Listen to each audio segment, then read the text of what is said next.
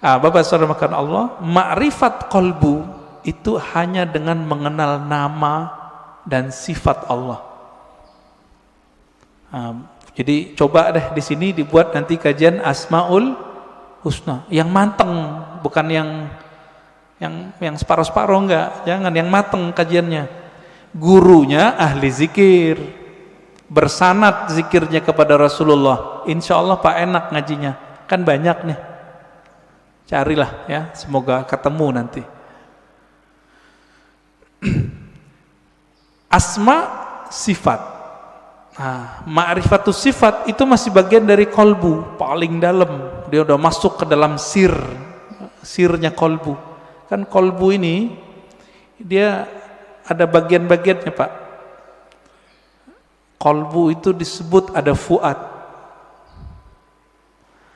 Ada yang disebut dengan lub. Inti dari kolbu disebut lub. Rahasia yang ada di dalam inti kolbu itu disebut dengan sir.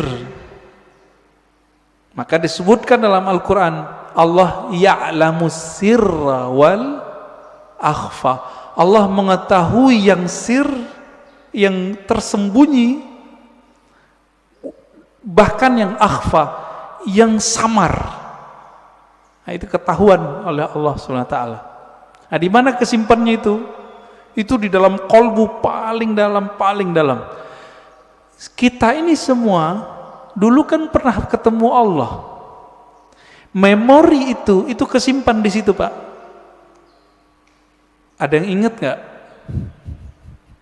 Nggak ada yang ingat ya? Bener. Makanya Allah utus Rasul. Supaya apa? Memantik sir supaya dia kemudian kembali muncul. Ketika muncul sir itu bernama zikir. Ketika dibahasakan dia bernama ma'rifat. Ma'rifat itu ungkapan pengenalan si hamba kepada Allah Subhanahu wa ta'ala. Bapak nih pernah ketemu dengan seseorang dulu, kesimpan nggak di memorinya? Kesimpan. Ketemu seseorang yang berkesan. Apanya yang berkesan? Parfumnya. Nanti kita ketemu parfum yang sama, itu teringat Pak wajahnya. Itulah sebabnya jika ada orang benar teknik berzikirnya, bersambung sanad zikirnya kepada Rasulullah SAW, lisannya menyebut, akalnya memaknai, kolbunya merenungi, ruhnya merasakan, nangis dia saat itu. Seperti orang pulang kampung. Pertama orang pulang kampung habis merantau, rasanya gimana? Terharu, Pak. Nah, kalau Bapak Ibu ini kan pada hari raya di luar kota, lagi merantau, malam takbiran nangis, dengerin takbiran. Kenapa tuh nangis? Ingat kampung, kirain ingat Allah. Takbiran ingat Allah, nangis. Wah, itu arif billah namanya, kenal Allah dia. Takbiran nangis, ingat siapa? Kampung. Kita lupa, kita punya kampung lain namanya kampung arwah. Lupa apa ya? Kampung arwah. Ngapain si arwah di kampung itu? Dia menatap Allah Subhanahu wa ta'ala. Dia menatap Allah, Pak. Supaya dia bisa menatap Allah lebih dekat, apa yang dia lakukan? Dia mendekat kepada nur sumbernya. Itu yang disebut nur Muhammad. Jadi dulu itulah yang dikatakan oleh Nabi, kuntu nabiyan, aku sudah jadi nabi, Adam belum dicipta, udah jadi nabi di alam ruh. Makanya roh-roh itu mendekat semua kepada Rasulullah supaya bisa tetap dekat memandang Allah Subhanahu wa ta'ala. Itu Pak maknanya. Itu kalau kita punya ruh yang bercahaya, pasti rindu ingin mengenal ilmu ini, pengen mengenal ilmu ini. Itu yang bikin orang nangis, nangisnya permanen Pak. tangisan itu yang bisa memadamkan api neraka. Kalau tangis yang malam takbiran tadi enggak, itu mah tangis pulang kampung, mau pulang gak ada duit. Atau kayak tahun-tahun ini kan mau pulang kena COVID, dompetnya Pak kena COVID, nggak bisa pulang, nangis. Itu nangis apa? Teringat kampung fisik. Jadi jika orang bisa nangis karena ingat kampung fisik, kampung badan ini, teringat orang tua zahir, apalagi jika dia teringat dengan orang tua rohaninya. Sering dengar nggak istilah Nur Muhammad? Ya, masih ingat disebut apa? Nur Muhammad itu Abul Arwah, bapaknya sekalian roh. Maka ketika roh itu rindu ke siapa? Dia rindu sama ayahnya. Itulah kenapa kalau solawat jadi wajib dalam solat. Allahumma salli ala Sayyidina Muhammad. Ini orang malah debat, nggak boleh pakai Sayyidina, boleh pakai Sayyidina. Itu mah debat biasa itu. Kolbunya, ruhnya rindu nggak kepada Rasulullah? Nah, kalau sudah sampai ke sana, dia sudah sampai ke ma'rifatur ruh. Mengenal ruh dari mana dia berasal. Dulu dia bersama siapa. Nah, ini kabar gembiranya Pak. Ruh kita ini dulu ngapain di sono, sekarang diulang aktivitasnya.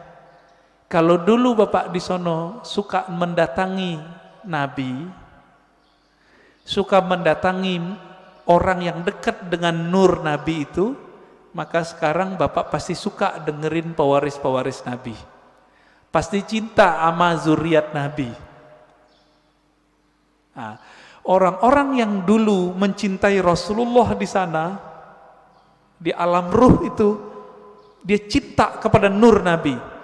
Maka Allah kasihlah dia fisik di dunia bernama Habib atau ulama, dua aja.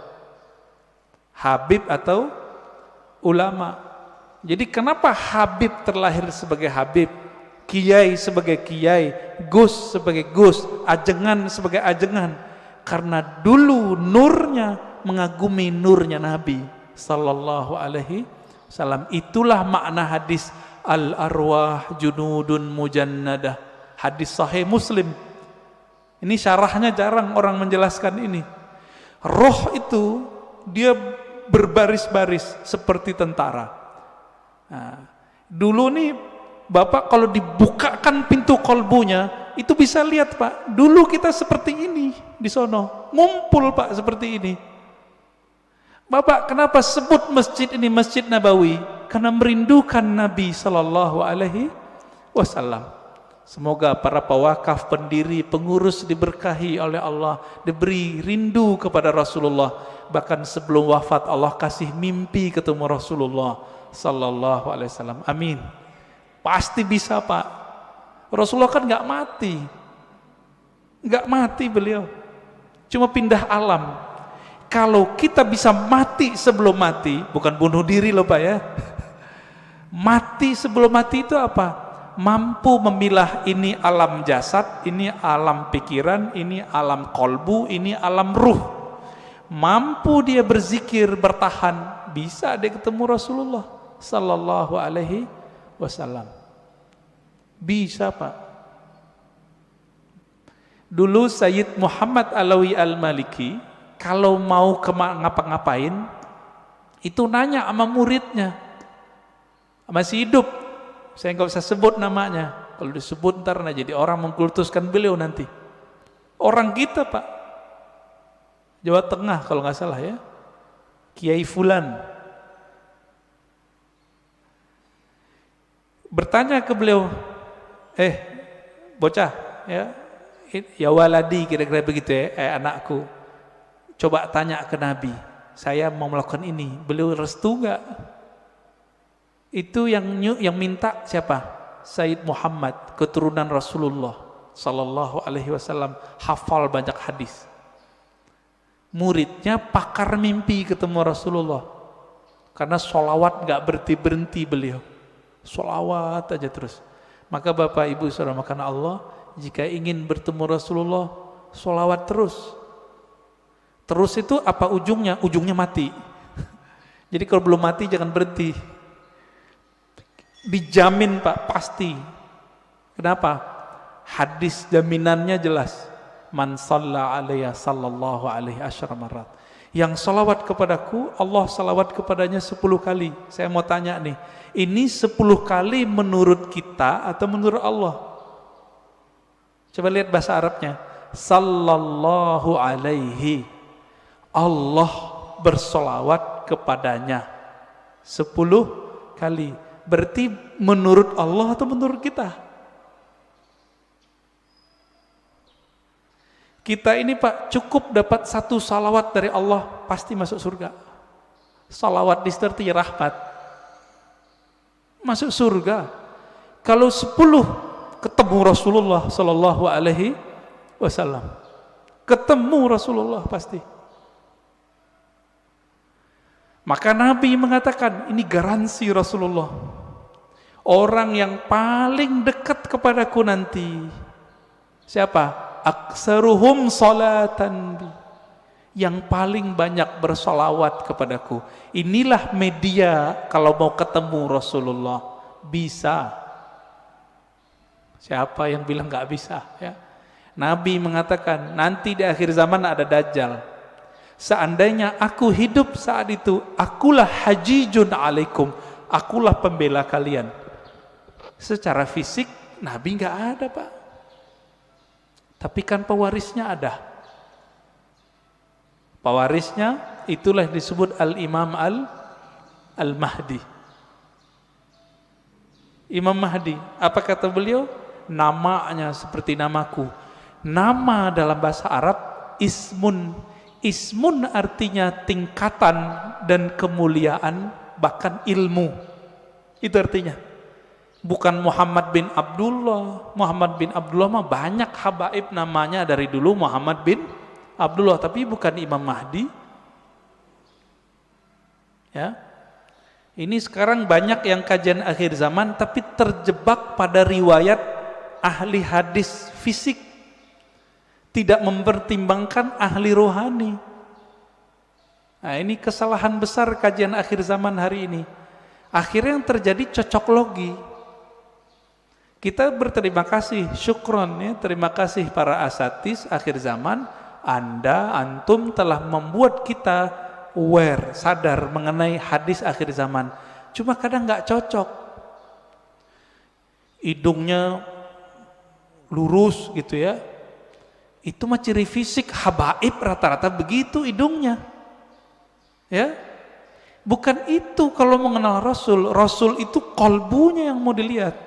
Berarti ini yang disebut ismun tadi. Ya. Maka yang keempat itu Bapak selamatkan Allah. Siapa yang mengenal ruhnya, maka dia mengenal Allah secara hakiki. Dia mengenal Rasulullah secara hakiki. Nah, semoga kita sampai ini nih keempat. Mengenal ruh walaupun sedikit menurut Allah itu kan banyak bagi kita.